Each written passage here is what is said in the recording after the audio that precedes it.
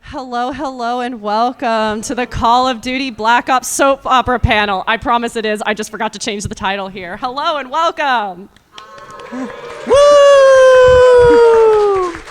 Before we begin in our introductions, first off, heavy spoiler warning. You will be spoiled for all of the Black Ops games. We hope to touch every single game, but who knows? Some games are a little bit longer to talk about than others. We might also talk some spoilers of the Modern Warfare series as well in conjunction. Just a little bit, maybe. And before we introduce ourselves, I want to get a little feel and pull for the room. Raise your hand if you grew up with like the Call of Duty Black Ops series, like you got this on Christmas, God. This is your jam. These lobbies changed you and shaped you. Okay. In the trenches. Beautiful. Can I get a hand for anybody here who has no idea, who doesn't know a single thing? Oh, beautiful. Yay. I'm so glad. I want a round in hand for those people. They're trudging through it right now. Not that I don't love our veterans. Welcome. Fair. That's very true. Honestly, the reason why I call this a soap opera panel is because I was explaining, maybe not entirely sober, to someone one of the plots of this game, and I was like, oh God, it literally sounds like a fever dream telenovela. So that is how this panel was born. For introductions, hi, I go by Horror Queen Cosplay, though me being a cosplayer since 2008 does not have much merit in the way of maybe speaking about Call of Duty. I did, however, sew this and broke like 5 needles doing it, so yay. Thank you. And my experience with the Call of Duty franchise, I am a newer fan. I got into the franchise because of the reboot of Modern Warfare 2, I will admit. But after that, I fell down the rabbit hole, hit every single branch, everything on the way down, and have successfully completed and beat every single campaign. Yes, every campaign on veteran mode. There was a lot of pain. I maybe broke a mouse. It's fine. It's fine. It was a $80 Corsair mouse. It's fine. It was 2009 Modern Warfare 2 while you were escaping the safe house. You know, that mission. Surprisingly, COD 1 was not the culprit. I think I blacked out through most of that. So anyway, I'm going to introduce my 2 lovely panelists who also play Call of Duty every single Monday night with me. God bless them. Which one of you? All right, so I am Unda Legacy. I go by Revan762 on Blue Sky and Instagram.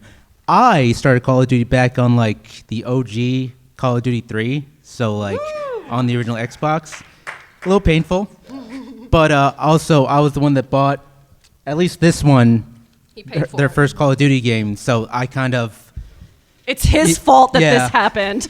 I got the ball rolling. All right. Hi, my name is Erin. I go by Socks of Argyle. I have been cosplaying since 2012, but I also work on a sci-fi action comic. So I know a things or two about visual narrative and comics and storytelling. I got into Call of Duty because of these two. And they were looking for a third person to do the new Modern Warfare raids. And I'm like, that sounds fun, let's do it. And now I'm here. Very chaotic, a lot of yelling. With a lot of screaming and a lot of, oh God, oh God, oh God, there's a zombie in front of me, please help. Before that, I watched my little brother play these games, so I do remember Black Ops. I do remember seeing all the original games when they came out. I just was not the one at the controller because I'm bad at first-person shooters. And we love her anyway. Yes. So we are essentially going to go through a lot of like the very quick cliff notes of each and every Call of Duty game, talk a little bit about it at the end. Again, I hope we can make it through all 6. We will see what happens. We're gonna try our best. So before we go into the original Black Ops 2010, the gaming landscape, right before this was the iconic Modern Warfare 2, the 2009 edition, that is kind of considered like the Call of Duty game. You had Hans Zimmer doing the music, you had a lot of really iconic characters, you had one of arguably the best betrayal plot twists in gaming history. So how the heck are you going to follow up with that? And this one has a few notes just so you guys can understand other popular games that came out this time so you can have the context of this story even existing. Yeah. So Black Ops, the original, first Black Ops, came out in 2010 alongside God of War 3, the Assassin's Creed Brotherhood game, Limbo, Alan Wake, Dante's Inferno, and Mass Effect 2, Fallout New Vegas, Heavy Rain, and Red Dead Redemption. So we have like peak PS3 games and some really game-changing narratives some along heavy with us. hitters. And I believe this was also primarily a Treyarch game as well. If you are familiar with the studios, Infinity Ward was the ones that handled Modern Warfare 2. This is very much a Treyarch game. This is very Treyarch. Are we ready? Yeah, ready. All right, to start this off, your main primary protagonist that you play as is the CIA operative, Captain Alex Mason. His bestie, Frank Woods, who is in the upper left-hand corner. Stud muffin, am I right, ladies? And the story is told through an interrogation. You do not see Mason's interrogator for most of the game, so he is essentially getting aggressively interrogated, screamed at, and this is how the story is being told. Already a very interesting narrative choice for a Call of Duty game. Yeah, it was a really strong opening. I remember seeing it. It was just like, oh, we're starting with this. Okay, buckle up. And the screens that you see in the bottom left-hand corner is like a lot of what you see in the menu and during his interrogation. So it's just this very iconic theme of that. All I remember from this sequence at the beginning was a lot of yelling. You're looking at TVs and just like, what do they mean? There's a lot of that happening. It's an impressive start to a game. You know, you're already staring at a screen, staring at more screens. And yeah, you're already getting interrogated and beaten bloody, so... And as you can see, JFK is there. I also remember during like the menu scene, you're still tied down as Mason. So like you can flick through things, but you're sitting there and you can wiggle and be like, oh my God, I can't move. I'm still tied down. You look down in the menu and your hands are just sitting there. So that was pretty cool. You can't. You can't? In the menu. Yeah. In the menu, yeah, in the Never mind. menu you can. It's been a long time since I've seen that menu. So already off to a wild historical start here. It starts off with Mason killing Fidel Castro's body double, so already just wham. That he's captured by Russians and essentially thrown into a gulag. Again, I am just cliff noting this a lot for you guys. He meets his next bestie, Reznov, who's in the upper right-hand corner, who his first appearance was in Call of Duty World at War, which is a World War II related title. He hates this Russian named Dragovich and a bunch of other baddies. They were developing a killer gas for Hitler called Nova 6, and they escape the gulag together. So again, cliff noting this, it's a very tense sequence. Yeah. Oh, yes. Oh my God. Conveniently unable to do things. Shit happens and they go to Vietnam. Like, again, I'm giving you guys the cliff notes. Mason keeps seeing red numbers flash across the screen. That's part of where you get the iconic line, "The numbers, Mason, what do they mean?" That is consistently shouted at him throughout the game. Reznov keeps consistently kind of showing up, very helpfully helping out, just being a good bestie. There's a Russian roulette scene with Woods in Vietnam that's very, very tense. At one point, Woods is presumed dead during an explosion. It was very, very emotional. I know Woods is a big fan favorite companion. Turns out Reznov actually isn't even real. The whole time, Mason was brainwashed to be a sleeper agent for Dragovich, and Reznov double brainwashed him, and he has been hallucinating Reznov the whole time. There are a lot of flashes to it that just feels very Fight Club, where you're in the tunnels and you're talking to Reznov and you're with another guy who's like, "Who are you talking to? That's really weird." It ends up being actually a really interesting plot twist, especially for a Call of Duty game. Reznov had actually died during that breakout. He double brainwashed to not follow Dragovich's orders and just to instead kill Dragovich, and that's your number one goal, bestie. And then it is implied. It's implied that Mason killed JFK.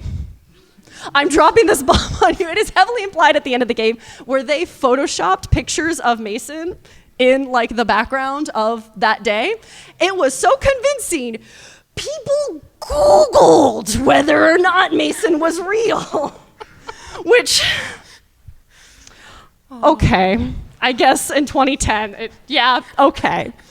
That's was a again wild a time. massive cliff notes for, I am leaving out a lot, but just looking at these bullet points in a very condensed form, it is insane. It is a bit of a fever dream. It is actually incredibly impressive for a Call of Duty narrative to do something so different and so impactful like this.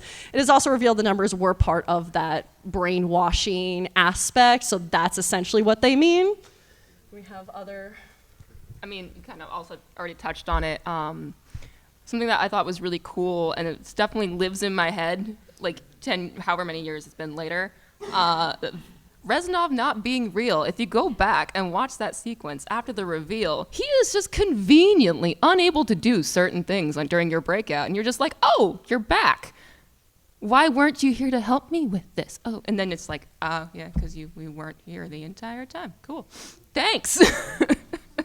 So I thought that was a really cool touch that they did, where he just kind of pops in and pops out and shows up, and then just is like, oh, I turned around, he's not there. He's off doing whatever. Yeah. Oh yeah, there's some of the, I forgot to include, that's like some of the photoshopped reels that they did for the JFK assassination. Again, heavily implied. There is also a sequence where you're sitting face to face as Mason with JFK and you have to like fight, like lifting up a gun to his head. It's very also disorienting to just see a rendered PS3 era JFK. You're like, oh, hello, sir. Okay, and just playing this in the modern era. I will be a little mean for a moment. This game's mechanics have not aged very well. It is very rough to play in the 2020 era. Again, it is an old game.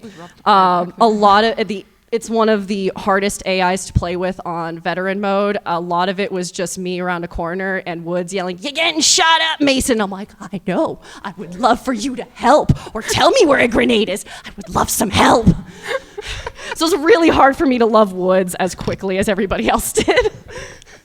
I think one thing that really hit me in this game is the fact that it was, I believe, the first Call of Duty that had the Vietnam War in it.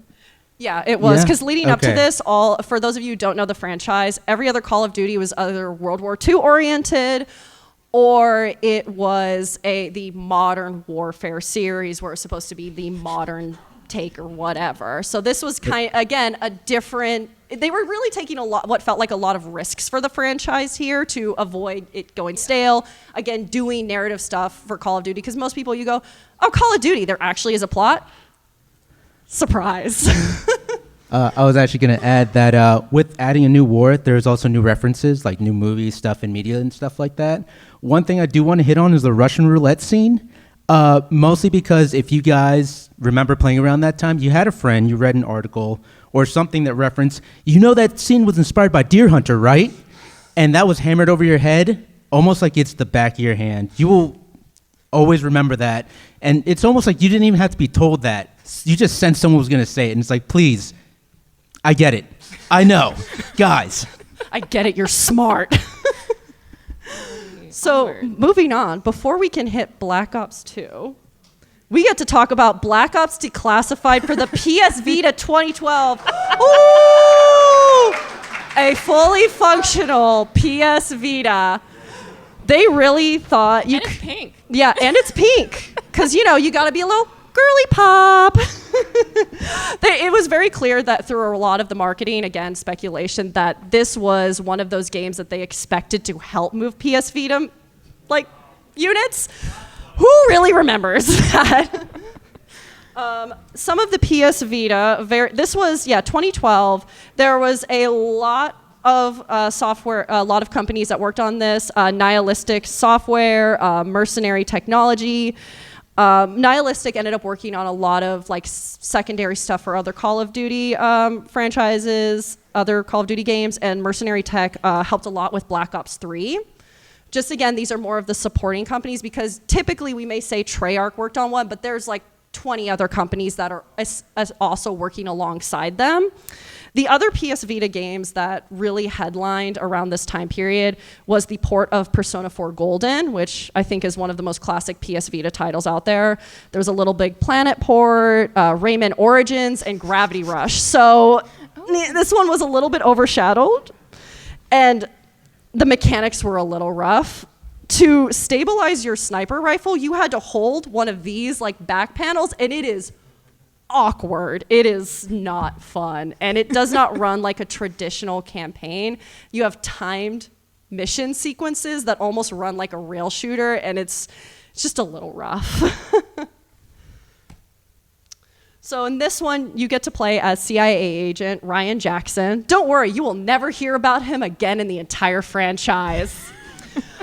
This is meant to be a bridge between 1 and 2. He's conducting a report on an assignment with Woods and Mason. Not a lot of important stuff happens. It's just a lot of shooter stuff going on. Again, bridge between 1 and 2. Again, touching back on Project Nova, trying to kind of clean up what was left of the remnants of the first game, people who worked on it, stopping a Russian launch of it, all that fun jazz. Just, what you do on an average Tuesday with the girlies. And this report ends with an invasion of the Menendez cartel, a name that will become very, very important. And it talks a lot about how this big bad of Call of Duty, Black Ops 2's dad dies and the new Menendez takes over. I don't have anything on this one. I didn't play this game. You can't ask It's me. just me that played this one. It's rough. It's rough. It's definitely, it's interesting. Like I said, the mechanics are a little rough. It's a little awkward with these controls. I mean, part of it is definitely being used to larger consoles like the Switch and stuff, but you got stubby joysticks, you got the awkward back pressing. It's not a proper campaign, but I can see the logic and the thought process of, one, this is great marketing to move Vita units, and two, and it does have multiplayer on it. It does have multiplayer. How many people bought a PS Vita? I don't know, but I bought one in the year of 2023, and I've been having fun with my PS Vita. Okay. So I know Black Ops 2 is a huge nostalgia love for a lot of you. And that's Hello. This came out in the year of 2012. This was again primary with Treyarch working primarily on the campaign. And give it away, Erin, for what else came out this year. Some contemporaries of Black Ops 2 are Dishonored, Mass Effect 3. Woo! Mass Effect 3, Hitman Absolution, Resident Evil 6, Silent Hill Downpour, Lollipop Chainsaw, Assassin's Creed 3, Spec Ops: The Line, If you know, you know. and Telltale's The Walking Dead. So again, a lot of really heavy narrative pushers or just shakers of the game in general. Again, we're still very deep in the PS3 era. And this is definitely, you ask most people what one of their favorite Call of Duties is, a lot of people are going to say Black Ops 2. Yeah. I think it was peak. It definitely was more fun to play than 1. I will give it that from a veteran standpoint. It was a lot smoother. And so a fun thing about this one before we dive in is it had multiple endings. It is one of the few Call of Duties to actually give us multiple endings. So again, they are really pushing the boundaries with their storytelling. So it is actually told through 2 stories. You get a flashback playing as Mason with Woods, who's back, and Mason's kid named Section. Well, yeah, I mean, that's not his God-given name. He gave it to, it's his code name. It's cool, I guess. It's very edgy. He's a little bit of an edgy boy. He probably was on Tumblr writing cringe poems. I'm not here to judge. I was a Tumblr girly too. I see a raised hand. Did he pick the code name or was it given to him? Excellent question. Yes, because sections are missing from his memory. It's very edgy. I'm sorry, it's very edgy. Again, I was experiencing this in the year of 2023, so just as a grown woman, I was like, your name is what? Okay. So yeah, there's Mason turns out not the best dad. Maybe getting your eggs scrambled twice, probably, and having a little bit of trauma. It's a lot of toxic masculinity. I'm gonna make you a strong boy living in Alaska. He just wanted to make his, that came out so wrong. He just wanted to make his son strong. It is a lot of the flashbacks are actually told through Section asking Woods in a nursing home about the past, while Woods is actually in a wheelchair and an old man. And the time periods we get is end of Cold War and the future time section pieces are in 2025. Woo! Again, very disorienting playing this recently. So our big heavy hitters, we have Raul Menendez in the top left corner. Boo! We've got Section in the bottom left. Woo! Again, ladies, not that bad of a looker. I can fix him. You know what? He is very peak. I can fix him. I definitely respect that. I've read a few fan fictions. You know, like sometimes you just go down Archive of Our Own and you're like, oh, let's see what's going on down here. And the bottom right-hand corner, we have our updated models for Woods and Mason. Our boys are looking good. Boys are back in town. Boys are back. It's a little early for me to be singing that. So yeah, our big bad, Raul Menendez. He is a profiting arms dealer to the non-American side of the Cold War. His sister was disfigured due to a fire for an insurance fraud from an American. So, is this fair? You got some fair for you to be a little like, I'm not chill with y'all. His sister was accidentally killed by Woods, who threw a grenade, not really realizing where it was going. And it was against orders to capture Menendez alive, so extra angy. Yeah, well, he was just, I just want to kill Menendez. He just was really fired up. He ended up tricking Woods to kill Mason. That is what that upper right-hand picture is. It is very dramatic. It is extremely upsetting. Section as a child was actually kidnapped. By Menendez, I believe. Woods snipes thinking that it's a baddie. Surprise, it's Mason. You can technically avoid it for an alternate ending, but the canonical ending is that Mason dies this way. It is really rough.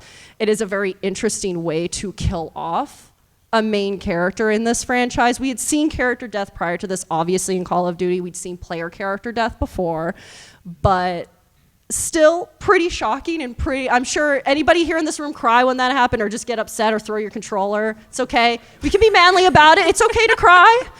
Okay, yeah, we got some emotions. Just tying up loose ends, all right. I was upset. I was like, are you kidding me? What? So, bunch more stuff happens. Section is trying to stop a second Cold War. That's a lot of his big protocol. He's got lots of fancy toys, lots of fancy gadgets. They do have a fun mechanic where you can pick your loadouts at the start of each level. This was the first time they really ever did this for a Call of Duty game. There's achievements you can get for bringing a future gun into a past flashback. There's a loose lock picking. It's not really a lock picking mechanic. Depending upon the gear that you bring into certain areas can help you unlock other gear. It's, again, very different for a Call of Duty game. Menendez is trying to use Celerium, a quantum entanglement, to create a computer virus. And oh yeah, the final fight is on an aircraft carrier named the USS Obama, which again came out 2012. Yeah, again, fever dream. The fever dream continues. So we do get multiple endings to this game. Again, one of the few Call of Duty games that do this. It is really only the Black Ops series that toys with this idea. If Menendez is killed, a revolt happens and the White House is burned down. If Menendez is captured and a different character named Chloe Lynch, who's a hacker that just, whatever, she shows up, lives, there's no attack, Lynch is interviewed on Jimmy Kimmel Live! Yeah, that was jarring to see. Again, if Menendez is captured but Lynch is dead, a cyber attack succeeds and Menendez breaks out of prison, kills Woods, digs up his sister from her grave, and lights himself on fire like the drama queen that he is. And there's other tiny ending changes as well. There is a whole strategy sequence that you have to play that will adjust whether or not certain countries take place and help out or don't help out. Playing those strategy sequences on veteran mode, oh my god, they're fun, but not on veteran mode. Yeah, no, to add to this, I gotta say, this has probably had one of the better loadouts of Call of Duty. I love the pick 10 or pick 12 system. Just the point system of picking, I want an extra perk or an extra weapon here. It was super fun, super cool. Also the replayability, there's multiple endings, there's multiple missions you can fail, quote unquote, but still progress with the story. The biggest takeaway for me here is Woods and his inflection with the big bad's name is just Menendez. That's all I remember from this game half the time. Just as soon as it's mentioned, back in my head, I just hear Woods. There is like a joke, like end credit sequence where they all play in a rock band and Woods like gets up out of his wheelchair and is like, I was faking it. And he like teases on Menendez. It's a really wild fever dream of definitely a PS3 era game. I see a hand up. I remember about this game that failing certain missions unlocked new missions. Yes, that was also a mechanic. Game that ever did that, like, and it was like strike missions, like you were mentioning. Like, Yeah. you failed certain ones, it would unlock new ones, like almost a reward for it. I'll admit I failed the strategy missions because I was playing on veteran mode and I was like, I'm tired. And they only gave you, you couldn't replay all of them. You only had certain amount of attempts as well. Again, even outside of a Call of Duty game, if you're looking at this as like its own solo title, it is still an incredibly impressive story mode campaign for anything. So I definitely give the devs a lot of respect for really pushing the boundary and playing around with this stuff. Yeah, I'm not gonna lie. I didn't know about that because I don't take L's. As soon as I failed the mission, I threw the Xbox out, bought a new Xbox, got a new game, start all over. I know this one is very mad about the use of quantum entanglement, so be free, rant. I mean, not mad, more just tired. So this game came out in 2012 alongside the Avengers movie. And also, happenstance, the beginning of everyone and their mother using quantum, just quantum, to explain all science ever that does not really make sense. And yeah, so entanglement is basically quarks spinning. So if one has left spin, and okay, sorry. It's a lot. I'm gonna try to do this really, really fast. So you got two particles, okay? They spin in tandem. It's the entanglement part. If one's over here, they're both still spinning the same way. And also, I'm pretty sure if you look for one thing, you will find it. And then if you look for the other thing, you'll still find it. So it's weird like that. But I'm pretty sure the way that they were like freaking out about this, the virus thing in the game, it's just like, okay. They're like, how can we fancy explain a really they're fancy like, computer this is virus in the scary, and future? in the future, it's quantum entanglement. Yeah, they're predicting 13 years ahead, so it was... Yeah, so credit, like they tried. I just kind of was like, okay, but there is quantum cryptography, basically like code cracking. So that's a thing, but not. It's not a nuke the world virus. I don't think it can do that. Just seems scary. Like, we can't do that now, guys. So that's just me picking on it. But it did do some pretty cool things. I do wish it did more with those pretty cool things. So there's a section where you are actually interrogating the guy that Mason was brainwashed to kill. And you can resist for the entire sequence. And you're doing a very good job of resisting. And then someone else just kills him and nothing happens.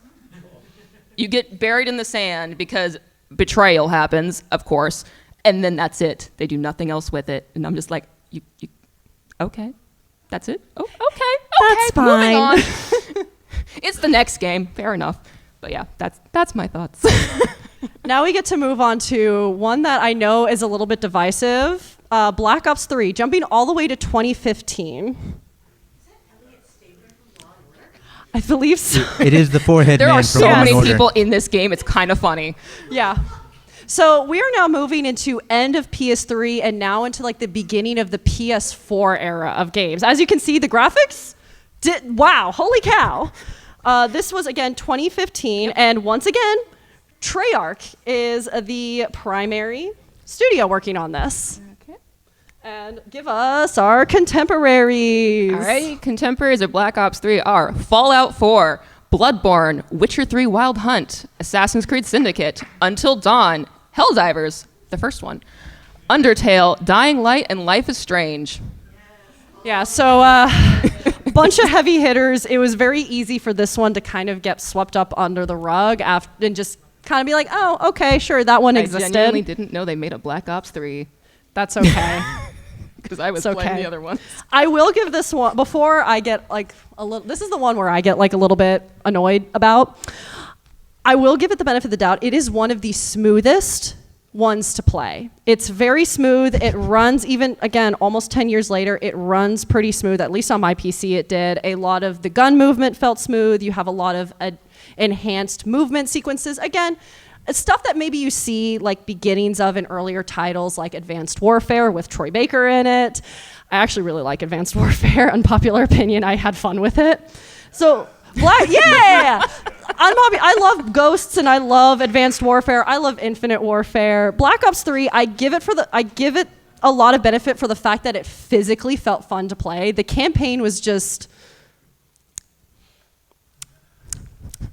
okay. It happened so fast. Things happen. So we are now in the distant future of 2065. Ooh. So you get like more of a cyberpunk vibe, which, again, not the first time we see anything futuristic, but they really tried to do, again, this very distinct aesthetic that was kind of its own thing. You get to actually create your own character for the first time ever in a Call of Duty campaign, complete with like the most basic of customization.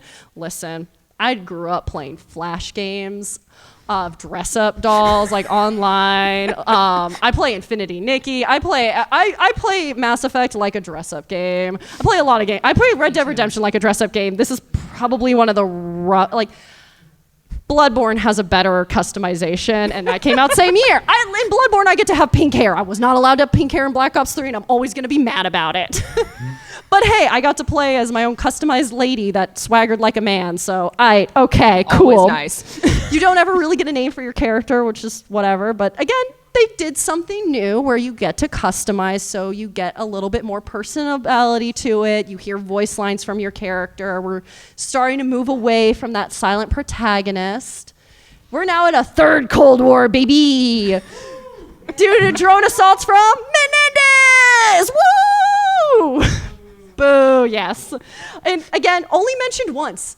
That is the only tie that this game has to all of the Black Ops games, is that your bestie Hendrix in the upper right-hand corner mentions Menendez once, and then we don't really hear about anybody else. That's about it. There may be another mention, but it's the main one is that one mentioning by Menendez. So the full focus is an AI computer is your big bad. There are robots with cyber-enhanced super soldiers. Everybody has a DNI, a direct neural interface. You can look at it, just gives you like super mind powers. You can see things. You can look at flashbacks. You're super soldier. You can download memories of another person, but that would effectively kill them. There's interfacing being caused by the AI, dear freaking Lord, I swear I can speak, to spread, making people go cray-cray, including our boy in the bottom corner, or the bottom section of the game. He took a bunch of super soldiers, and they're all just going crazy because of this virus. So something that really bothered me is that there was a very distinct quote at the beginning of the game where they were saying, hey, it's not really good to be reliant on your DNI. It's bad. It's not like you shouldn't be relying on this. And at the beginning of every single mission, you have to actively press a button to turn that DNI on. It does not come auto set up. It's not a basic. You can turn it off. You can turn it on. So I'm sitting here thinking, I've played BioShock before. I've played a bunch of great choice-based games. I'm like, surely the game must be measuring how much I use it, and this might lead to a different ending. Surely this quote would be here and be important. There's one ending to this game. It doesn't matter. Go crazy. Use your DNI if you're going to play this game. It is a lost potential that it still makes me really mad that they did not do anything with that. Otherwise, I'm like, what's the point? I guess they're trying to allude to the virus. What's the point? The AI villain is named Corvus. That is that spooky-looking blob boy in the upper left-hand corner in a mind palace. He is the result of human experimentation, mass trauma, and his the people going through these mass trauma, again, I'm very cliff noting this, they were told to think of a frozen forest. So if you were infected by the AI virus, there's a lot of talk about finding a frozen forest. And Corvus essentially makes people obsessed with finding this frozen forest. You get to play through sequences in a frozen forest. It's very trippy. And again, very interesting mechanically to play through and visually deal with. And using Taylor, our bestie, who gets a little infected and starts to go a little cray-cray. He is, no, actually, that's bottom left-hand corner. Taylor. Hendrix is upper right-hand corner. This is how you know I can just, I was just so mad at this game, I only played it once. Taylor, our bottom. Oh, God, that came out so wrong. I mean, he kind of is. He gives off that energy, doesn't he? 12:05. It's okay. Tired. He is the former commander of our player and besties to spread the chaos. There's just a lot of that. He's going insane. He's getting other people to go cray-cray. Besties go cray-cray, and you got to kill off your besties one by one. It's really rough. Hendrix at the upper right-hand corner, he's just slipping, going crazier and crazier as it goes along. You're like, hey, buddy, are you okay? I need you to chill, white boy. I need you to just chill for 5 seconds. You're making me nervous. You're making me nervous. So your AI villain, Corvus, was a glitch with no purpose. And he kills his creator in the upper left-hand corner. I think the idea of having an AI who literally has no purpose, who has a glitch, is an interesting concept. He is literally told by his creator, you are not meant to exist. You are an accident. It's really great in concept, but I felt like, again, was just not very well utilized to the fullest impact that they could have. And that's a lot of problems with like the Black Ops 3 campaign, is just we've got great ideas, but we're not pushing it maybe as much as they have in like other titles. And our ending, our one ending that we get, I'm still mad. You are inside the frozen forest, a bunch of more people get killed. Taylor and our clear-minded player purge their DNI to try and fully get rid of Corvus because they are the last ones who have been touched by Corvus, potentially to kill themselves. We're like, we don't know if we're gonna die or not. Yeah, within this frozen forest, Taylor, after you have a massive airship boss fight with him where you're on the ground, he's like, haha, I'm trying to kill you. And you're like, this isn't fair, but okay. He's totally fine in this frozen forest, insane outside. And as you're leaving a completely decimated building filled with dead bodies, broken robots, you are asked by a bunch of just other soldiers, identify yourself, and the player answers with Taylor, and it cuts to black, implying that Taylor took over the player's mind. Potentially. Who knows? Maybe Mason killed JFK. We don't know. It's that kind of, I literally looked at that and I went, are you kidding me? This is it? Okay, yeah. It feels like a lot of missed potential after having so many great story elements executed in the first 2 games. Do you have any other? Yeah, I would actually like to ask, how many people played this Black Ops game? Okay. I want to say all you guys are definitely more loyal than I am because I haven't played this one.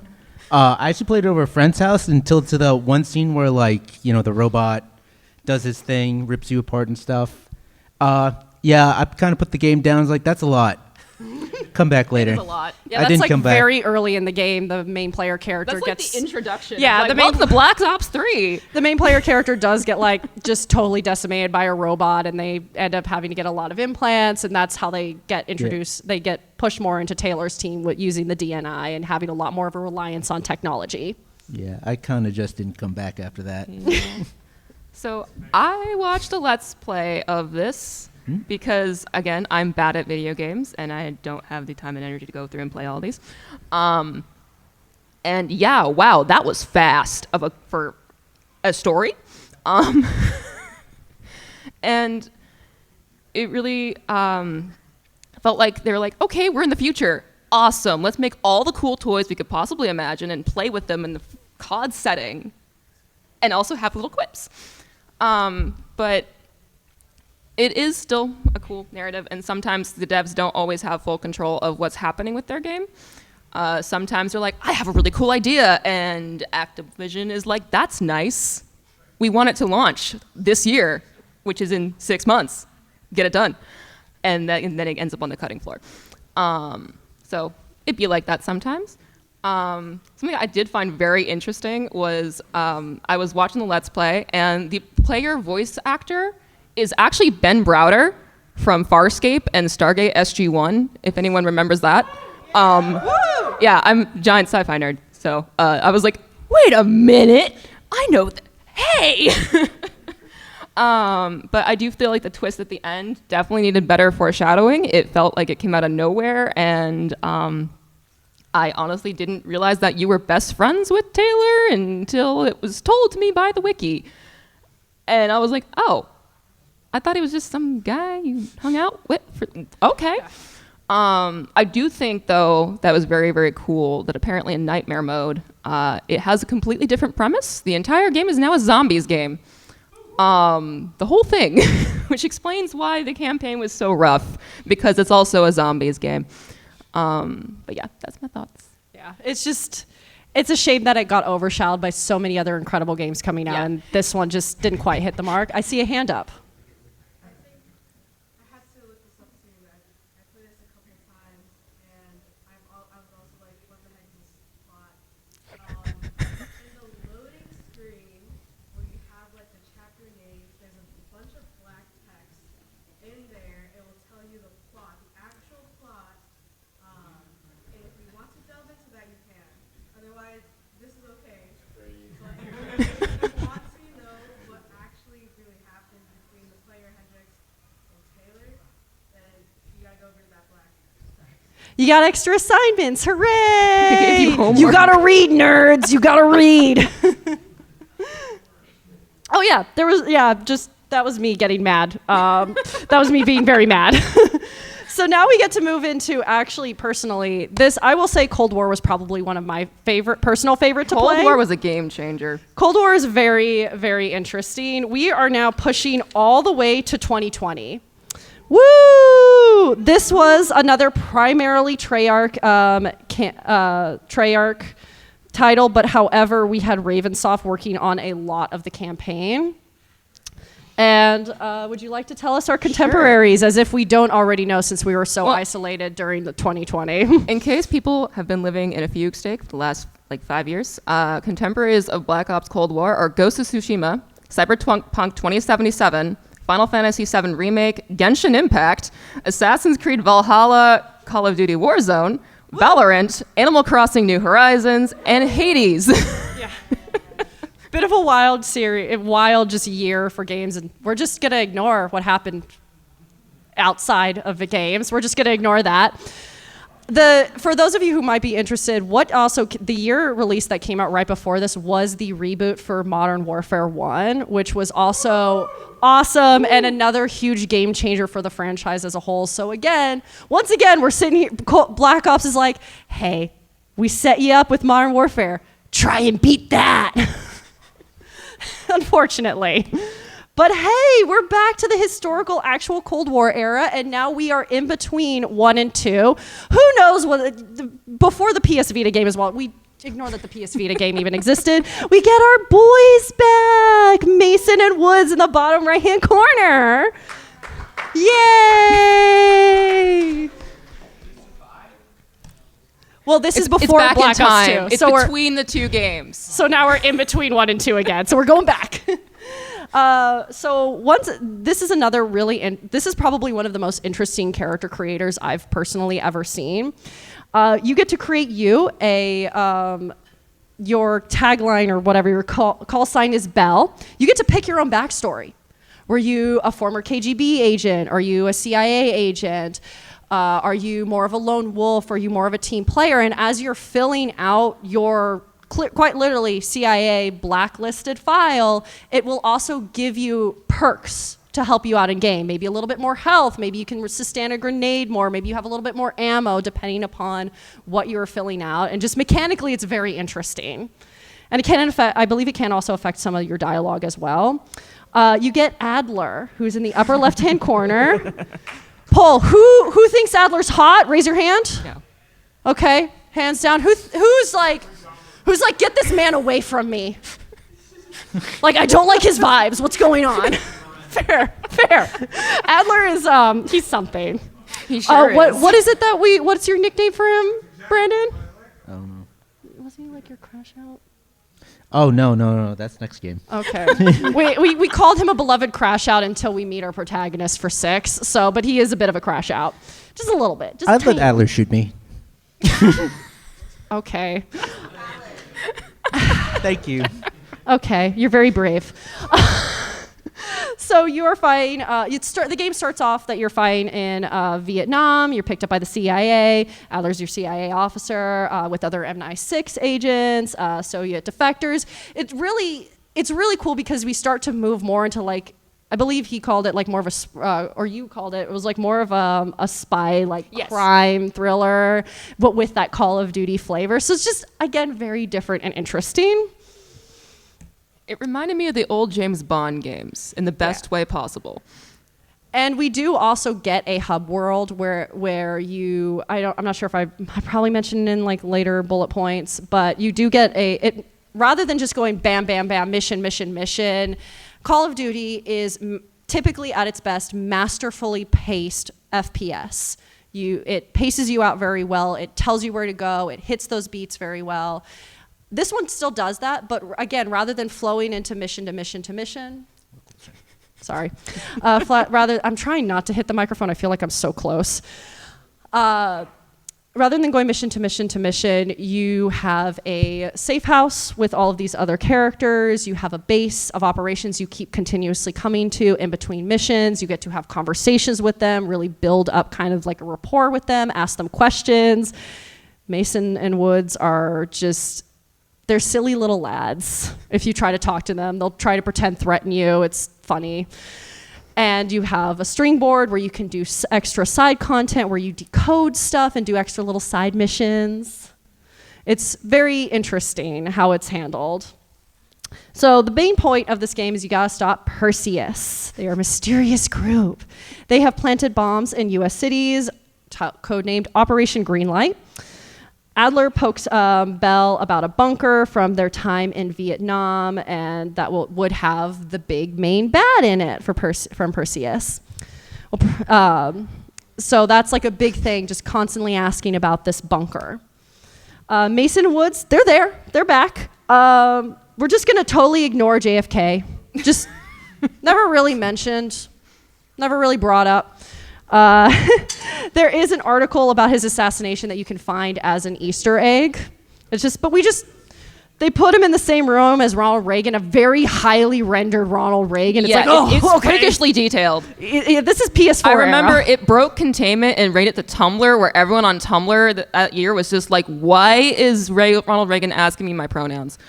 Like, no one was mad about it. They're like, just like, this doesn't feel right. But it was like, oh, okay, why is he so detailed? What's going on? This is Call of Duty. We do get a reference back to the numbers again. There's a sequence where you're playing as Mason. Yay, we get to play as Mason again for a mission. And not gonna lie, the first time I ever played this sequence, just raiding old, snowed out area, I walked into one room and I went, I've been here before. I feel like I've died 1,000 times in that corner. What's going on? And I looked at like a corpse and I saw a flash of the numbers on the screen. They're still in there. And I was like, oh crap, I have been here before. So it's a very nice little Easter egg to the original where you kind of get to see the aftermath of one of Mason's crash outs. It's amazing. Again, connecting a lot of stuff back to Project Nova.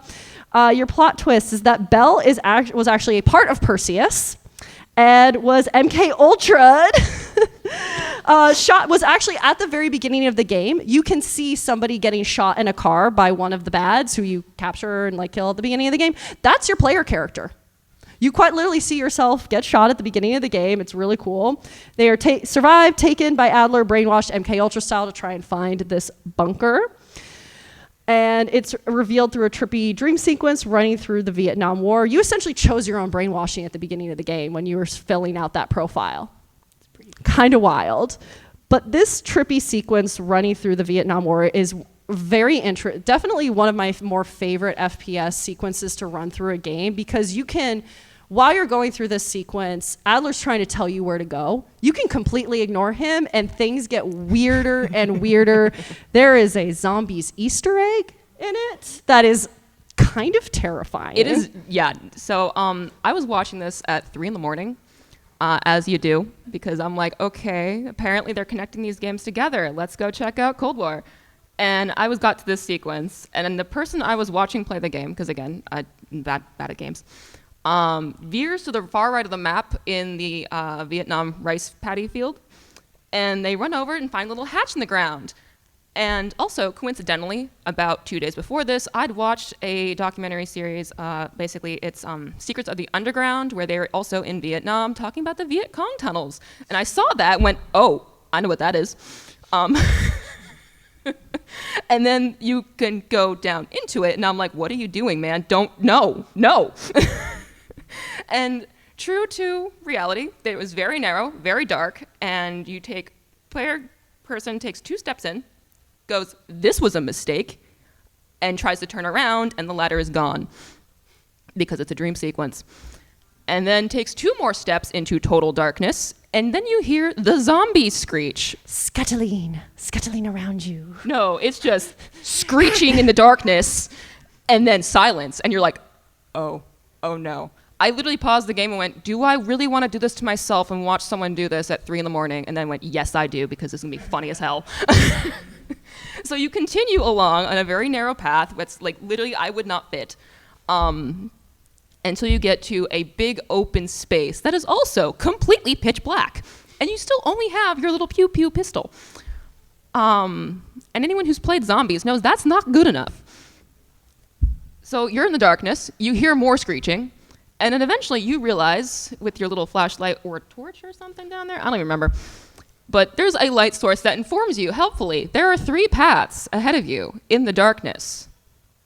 And then you hear a lot more screeching, and it's getting closer. And this is how you find the end of that sequence, because you get absolutely overwhelmed with zombies. There is nothing you can do. You run out of bullets. There's more of them than you will ever be able to deal with, and then you die. And it resets it, and Adler's like, please stop screwing around. What are you doing?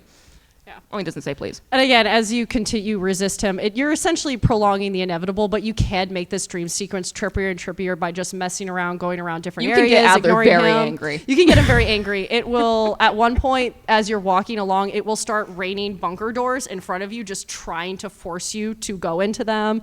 It will replace Viet Cong soldiers with Adler. It will put Mount Rushmore-style statues of Adler's face. It just gets really wild. Gets really wild. So this is another one where we actually do get multiple endings. It is not nearly as complex as Black Ops 2. It is based on whether or not you decide to help Adler or Perseus, whether you choose to betray Adler or not. The canonical ending is helping Adler. That is what it's supposed to go. And you destroy Operation Greenlight together. Or you could just not do that. Not doing that also nukes everybody. Yeah, But if you do decide to go with Adler, you guys have your big whole moment destroying Operation Greenlight. It will end with Adler and Bell overlooking a cliff, and he says you're just another loose end, and very slow motion draw gun on each other, bang, shoot, cut to black, essentially implying your player character is murdered by Adler. Although at the time we didn't know whether Adler was there alive or not. We didn't know what happened to Bell, but yeah, just betrayal. You and your homie, just the night's over. One of us is the imposter. One of us has got to go. Yeah, right after MW 2019, I felt like Call of Duty stories definitely like amped up and like tied together a bit more. It was pretty cool. Not sure if you could tell, I like Adler. I think his introduction to the game was pretty cool. Like, first mission, it's just him sliding through a rooftop, jumping across the building. Very special. American Eagle screech, just straight up, just chasing the dude. I'm about that. It's a very badass game to play. Yeah, the game really does convey how badass you are in the entire sequence. The dream team, Mason and Woods are back, hanging out in a white van. Yep. As Black Ops characters do. Best husbands forever. Most unfortunate co-parent situation. Who later then, had a very unfortunate co-parent situation. It's also mechanically, they introduced a really fun lockpicking mechanic into this game. I love lockpicking in video games, and they have a really fun way of playing around with the tumbler system and holding it. It's actually a little bit more complex. It's a little bit closer to lockpicking than the Skyrim one. Okay. You get to see a little bit in the tumbler, get to see a little bit outside of the tumbler. It's very unique. Not a lot of other lockpicking mechanics quite mirror it. Can you tell I made a YouTube video talking about lockpicking mechanics in video games? It's a really nice little detail that was super fun to play, especially since in Black Ops 2, your lockpicking was just saying, lockpick that, and then it would do it for you. I think in 3, you just wave a hand over a computer. Yeah, 3, you just wave a hand over a computer. So we introduced a lot of mechanics. You had like a spy camera to tag enemies. You had a little bit more stealth sequences going on. It's a very fun and unique game to play, and I will always defend it. Also, they start to go a lot more camp with it. Woods, different voice actor for Woods. He's become so serious that it's camp, and I love that for him. There's a sequence where you end up in a Russian testing range where they are testing like an Americana city, and he tackles a mannequin and just looks at you and goes, not another word, thinking it was a person. So it's just, I don't know, it's just very fun. Yeah, my thoughts on Cold War is finally some good food. I really enjoyed how Call of Duty suddenly feels like a spy thriller. And it works. And also the fact that you had that little safe house hub, that was really neat and interesting. And from my perspective, new for Call of Duty, because I watched 19 and then 22, and then I'm like, okay, well, I guess I'll go check out Black Ops. And then this one was like, oh, this is cool. I appreciate what you guys are doing here. And I really feel like it was kind of a shift for the Treyarch games to go from like, okay, we played around over here. Now we kind of have an idea of our storytelling like approach. And it kind of is, again, apparent in Black Ops 6 of how they like to do things. And I really think it's interesting and neat. Moving in, the last game, Black Ops 6, which came out in 2024. This was, again, primarily Treyarch, with Raven helping in with a lot of the campaign. This was our most recent release. Despite a lot of unfortunate aspects of the gaming industry environment, of the fact that you have to be connected to the internet to access the campaign, that's not going to be a problem later on down the line for game preservation. And the beginning uses of generative AI and the multiplayer and zombie space, despite that, it is still a very stellar campaign and a great follow-up to Cold War. It is definitely a reminder that when you keep human aspects, especially in character design and story elements of Call of Duty, it can continue to thrive and innovate and do things within a 20-plus year running franchise. So I just needed to say that. Again, also as a cosplayer who has stared at a lot of details of these character designs, again, when you keep that human element in, they are so many wonderful, beautiful details that is actually, what? No. I don't want to restart my computer. That gave you no warning. Gave me no warning. We love Windows. So sorry. I love Windows doing that to me. I got it. It's okay. You can see I like BioShock a lot.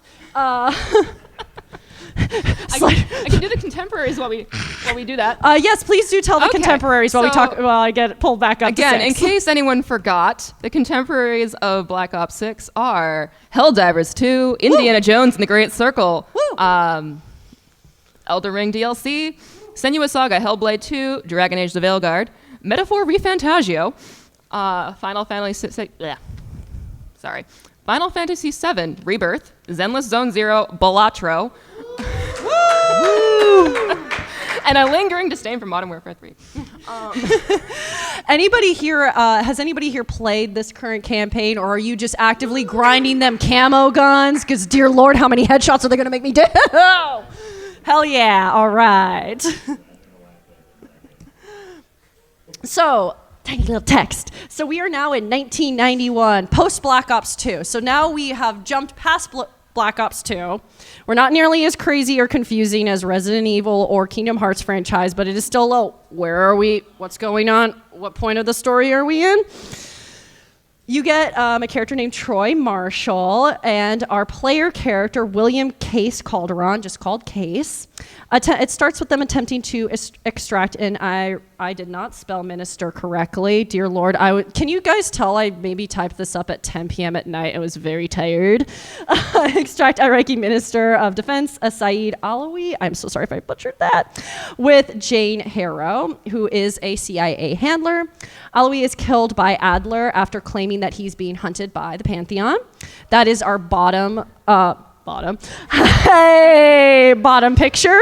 Adler's back, and he's just a little bit cray-cray. It's like, what's going on there, bud? Adler's just doing Adler things. Adler really just does not just care. He does whatever he wants. Adler has does his what own- Adler wants.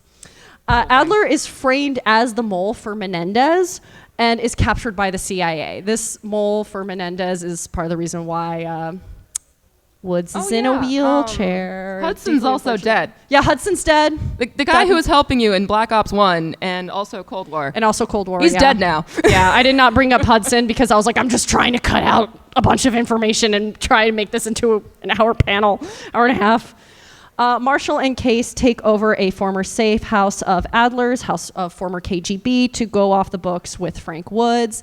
Again, it's a much more expanded version of that safe house that we get in Cold War. You get to explore a lot. There's lots of little puzzles. It's very, very satisfying and interesting, and just frankly also kind of a pretty house to be in.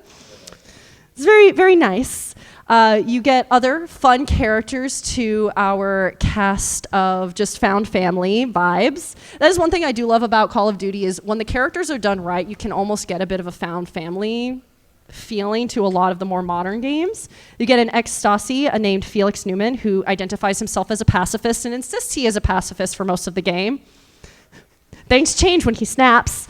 And you get an assassin named Savati Sev Dumas. They both join the team. Love Sev. Sev's great. Sev's fantastic. Adler had broken out of, you get to break Adler out of a CIA jail/holding underneath a fundraising political event for a senator who is cheating, a senator who is cheating on his wife, and you get to talk to that wife about some dirty gossip and tea, and get some framing pictures stuff about it. Also, the black site's underneath Union Station. Yeah. In DC. Yeah. Yeah, that was fun. Yeah, there's a lot Wait, of. I've been there. Yeah. There's a Bill Clinton jump scare. I call it that because you're sitting at a table and you're like told, oh yeah, look through these binoculars, and you're like, okay, He's yeah, right oh, over that's there. Bill Clinton. Oh, okay. Just again, In case you didn't remember, it was he's the there 90s. for the senator who's cheating on his wife. I will just say that. I was like, that was an interesting. Sure. You guys sure did. Okay, I see what you're doing there. I see that pearls that girly pop is wearing. Okay. I see what's going on here. Okay. So they're looking to, there's a cradle bioweapon. We go back to that bioweapon that is discovered by the team. While visiting the abandoned lab that it came from, Case is exposed to this cradle. Worst trip ever. It's a worse trip than you're ever going to have with whatever you're on, and you go see those killer clowns downstairs. Mannequins are evil. So, fun fact. I may call myself Horror Queen cosplay, but I have a maybe irrational fear of mannequins in a horror setting. I can go to a department store, not get scared, but if I'm in a dark room and I see a mannequin, I'm gonna start crying. So, when I walked into that warehouse and I turned and I saw mannequins and I went, did Call of Duty just put in one of my worst fears? They did. It's fun. Yeah, mannequins start following you. They move in janky, uncanny valley ways, which add to the fear, and they bring in a lot more zombies, Easter eggs. The mannequins get replaced by zombies. They bring in zombie bosses from the more modern takes on the zombies, storylines, and enemies that you can fight. I know we haven't really been mentioning zombies a lot. That's their own beast of a panel that they belong to. But since Black Ops really makes a point to add a lot of stuff to the Zombies franchise into their games in really cool ways. It's worth mentioning. The Pantheon is revealed to be a secret CIA division, creating the Cradle as a way to using the Cradle as a way to create super soldiers. And it is not Case's first rodeo to be exposed to the Cradle. He was the only living test subject. All others went insane and died. So he's just a little extra special. He's a bit of a crash out and goes a little bit crazy, and it's wild. So you get to return to Vorkuta. Vorkuta was the name of that gulag from 1. We don't, obviously Mason's not around anymore, so they don't really bring it up in connection to Mason. It's more of a, if you know what those places, you know. It is the storage for the Cradle. You get a really interesting and fun sequence where you get to dismantle as Sev different defenses of the Cradle in your own unique ways. Do you trick guards? Do you hack things? And that's something that also we didn't mention with Cold War, is that they kind of created these really wonderful open secret-y missions that you can tackle your objectives in multiple ways. You could, again, be sneaky, you could kill everybody, you could do a lot of different stuff with it. And they did multiple pieces of multiple missions like that in 6, and it's definitely one of the strongest and most interesting things about like the modern Black Ops franchise. So we get to talk to Jane Harrow again. She shows up again, and she is revealed to be a part of the Pantheon. To use that Cradle attack in the US, discredit the CIA, and then kind of take over from the inside, Harrow is primarily in control. So she betrays everybody. Hooray! Then we get some truth serum time. Adler's like, I've got some fun toys. He injects Harrow with a truth serum, and you get to relive her childhood trauma through flashbacks, again in a very interesting, environmentally designed way. It is revealed that she was convinced that Adler had been the one to kill her parents as a child, that she witnessed in a closet as a child. She was kind of brainwashed and manipulated into that. But through these sequences, essentially her personality is split into 2. It is her more innocent, do-gooding side. And then on the right, you get to see kind of this more manipulative, evil side. And she shares a lot of visual distinctions and movements with also just the way her face is redesigned and a lot of black smoke that honestly made me feel reminiscent of Corvus. Just maybe it wasn't intended, but it felt like a nice design kind of through line within Treyarch. And Harrow eventually breaks free. Case goes after her. They both drown as their helicopter crashes. It's very brutal as they're fighting and just literally fighting to the death over this Cradle. So trying to stay on the helicopter was really well shot, and that was cool. I was like, okay, this is fun. Because basically, she kicks you off. The helicopter's also spinning, I think for reasons. And basically, you just let go, fall through, catch the bar again, and go, surprise, I'm back. And then you keep fist fighting inside the helicopter. And Perseus was part of the Pantheon. I know I accidentally said Perseus was a group, it was one person. But in the post credits, you get to see a Pantheon operative named Jackson Kane. He is shown infiltrating the CIA and accessing Livingstone, who's the head of the CIA's computer. So we're kind of left a bit on a cliffhanger and a build up to whatever they do next. I almost choked there for a second on my own spit. Almost an ending for a trilogy. Yeah, the only thing I have left to add is, as in the previous slide accidentally shown, Case is the beloved Crash Out. That's his nickname. Mostly for the fact that if you ever do play this game, if you ever do any takedown, he will go above and beyond just to take the guy down. The guy is like, eyes out. The guy is like, I have a gun in my hands, but I have a gun, but my hands are loaded. But yeah, storytelling here is also like, it goes above and beyond. I'd say like even farther than Cold War at times. Yeah. And Case being closer tied to the whole story and what the gas was, whatever that was, the Cradle definitely made it part of very integral that he had to be there. And from a design perspective, something that I read in an interview about, well, not an interview, an art book information about the BioShock games.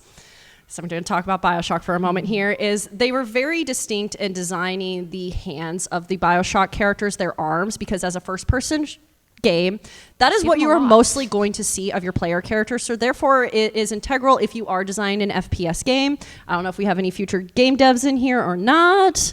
Shout out.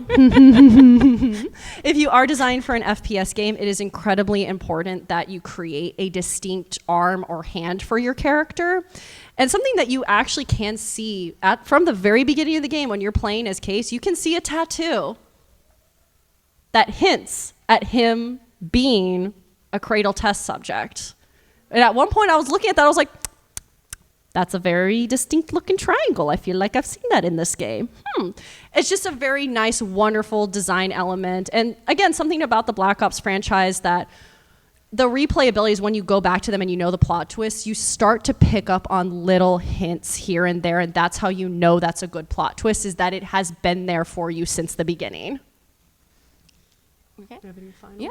So when I said that Cold War was a game changer, I mean in the way of like the narrative between like Cold War and Black Ops 6 feels a lot tighter and just well thought out, planned, executed than the previous ones where it's like, yeah, action, action, action. We can just keep on going. But this one gives you nice moments in the safe house to basically calm down, take a breather, go through all the information you've seen, talk to people, get more information maybe, get some more context, learn about these characters, go, oh my gosh, you just made a reference to the Modern Warfare game and I'm mad when I get you. This game was also meant to come out in like 2023, so it got the longest Call of Duty development time of any game, and it shows. Yeah, they did a really, really good job. I'm the kind of person when I go into these games, you guys, they can confirm, I will stare at the wall and go, that's some nice paneling. Oh my God, the historical detailing on this building is amazing. And then I get immediately taken out by someone else in the multiplayer lobby. But Yelling, Erin, please, I need you to shoot him. But, sorry, brain catching up. Okay. It's been a long day. I swear I have a thought. Yeah, so Treyarch's basically, so far, it looks like their new design approach is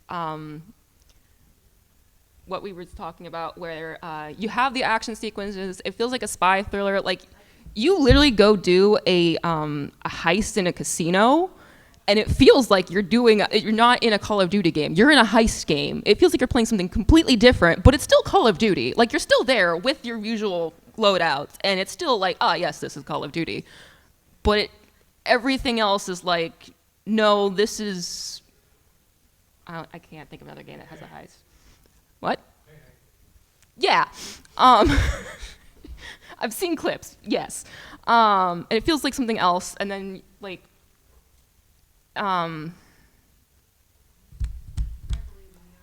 Thank you. Cold War, sorry. You're going through the East Berlin. I definitely know the difference.